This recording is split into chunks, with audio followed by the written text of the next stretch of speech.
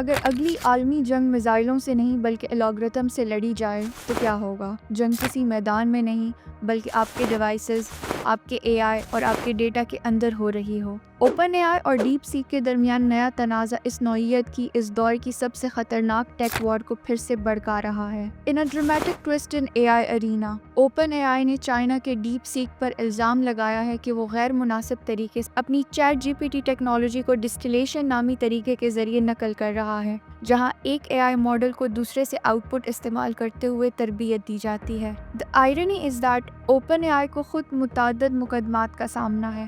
مصنفین اور پبلشرز اس پر بغیر اجازت کاپی رائٹ شدہ کام استعمال کرنے کا الزام لگاتے ہیں۔ یہ تنازع تیزی سے ترقی پذیر اے آئی صنعت میں اخلاقی اور قانونی افراتفری کو نمایاں کرتا ہے۔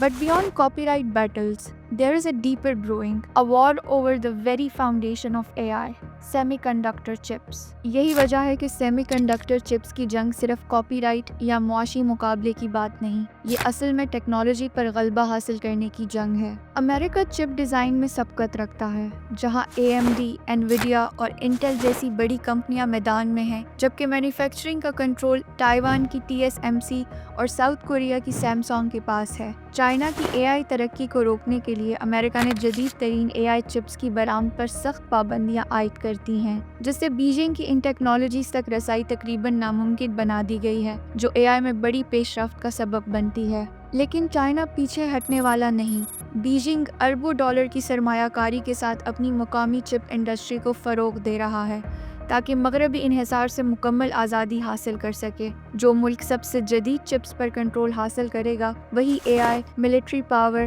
اور عالمی اثر و رسوخ کا مستقبل طے کرے گا۔ لیکن کیا یہ محض ایک معاشی جنگ ہے یا اس سے کہیں زیادہ گہرا اور خطرناک کھیل کھیلا جا رہا ہے؟ لیکن امریکہ اور چائنا کی یہ چپ وار ایک دن میں شروع نہیں ہوئی، اس کی جڑیں کئی سال پیچھے جاتی ہیں۔ مئی 2020 میں یو ایس کامرس ڈپارٹمنٹ نے ایک بڑا قدم اٹھاتے ہوئے ایسی پابندی عائد کی جس کے تحت وہ کمپنیاں جو امریکن ٹیکنالوجی استعمال کرتی ہیں، چائنا کی ٹیک کمپنی ہواوے کے لیے سیمی کنڈکٹرز ڈیزائن یا تیار نہیں کر سکتی۔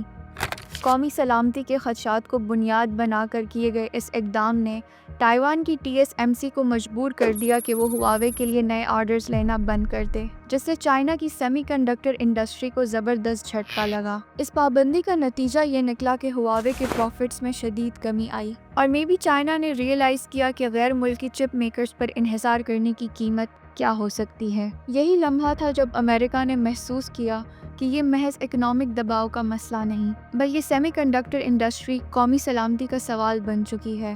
امریکی خدشات کی جڑ چائنا کی ملٹری سول فیوژن ڈاکٹرین ہے۔ یہ ایک ایسی حکمت عملی ہے جو انڈسٹریل انوویشن اور ملٹری پاور کے درمیان موجود سرحد کو ختم کر دیتی ہے۔ چائنیز کمیونسٹ پارٹی نہ صرف ٹیک کمپنیز بلکہ تعلیمی، تحقیقی اداروں کو بھی فوجی مقاصد کی طرف موڑ رہی ہے، چاہے وہ اے آئی ہو، کوانٹم کمپیوٹنگ یا نیوکلیئر ٹیکنالوجی۔ بیجنگ کا ہدف بالکل واضح ہے، جدید ترین سائنسی ترقی کو پیپلز لبریشن آرمی میں ضم کرنا۔ امریکہ کے لیے یہ براہ راست خطرہ ہے۔ اگر چائنا اے آئی اور سیمی کنڈکٹرز میں سبقت لے گیا تو یہ صرف ٹیکنالوجی میں برتری حاصل نہیں کرے گا، بلکہ سائبر وار، انٹیلیجنس اور دفاعی صلاحیتوں میں بھی ایک فیصلہ کن برتری حاصل کر سکتا ہے۔ یہی وجہ ہے کہ واشنگٹن نے سخت رویہ اپناتے ہوئے چائنا پر ٹیکنالوجی کی رسائی محدود کرنے کے لیے ایکسپورٹ پر پابندیاں عائد کر دی ہیں۔ امریکہ کا مقصد واضح ہے، چائنا کی اے آئی سے چلنے والی فوجی توسیع کو سلو ڈاؤن کرنا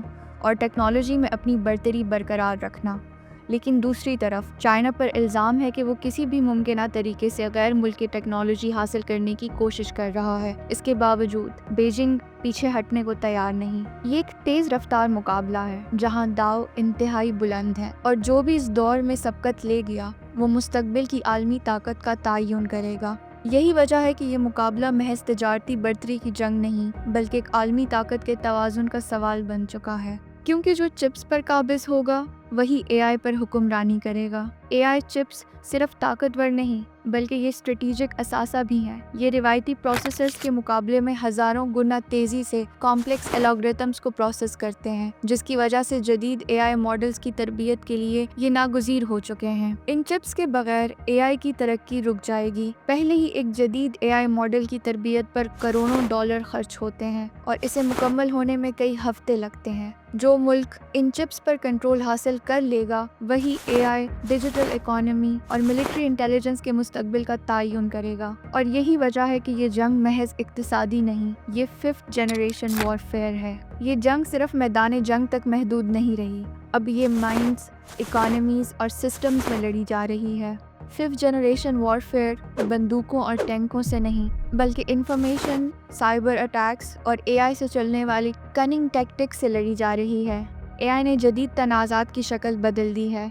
ये miss information, disinformation, cyber espionage और मुआशी जंग को हवा देने का सबसे ताकतवर हथियार बन चुका है। अमेरिका और चाइना दोनों एआई से चलने वाले बयानिए इस्तेमाल कर रहे हैं ताकि आलमी राय आमा को अपने हक में किया जा सके, चाहे वो डीप फेक टेक्नोलॉजी हो या ऑटोमेटेड सोशल मीडिया कैंपेन्स या फिर सेमीकंडक्टर कंपनीज और रिसर्च इंस्टीट्यूशंस को निशाना बनाने वाले साइबर अटैक्स। ये सब ऐसी खामोश लेकिन जदीद जंग का हिस्सा हैं। ये जंग अभी ख़त्म नहीं हुई, ये तो महज शुरुआत है। एआई मुस्तकबिल में मज़ीद ख़तरनाक मिलिट्री, पॉलिटिकल और आइडियोलॉजिकल जंगों का सबसे ताकतवर हथियार बन सकता है। अमेरिका और चाइना पहले ही एक high stakes AI arms race में उलझे हुए हैं, जहां बर्तरी का मतलब आलमी ताकत पर कंट्रोल है। लेकिन सवाल ये है, अगर एआई ही नया मैदान जंग है तो क्या हम आने वाली जंगों के लिए तैयार हैं?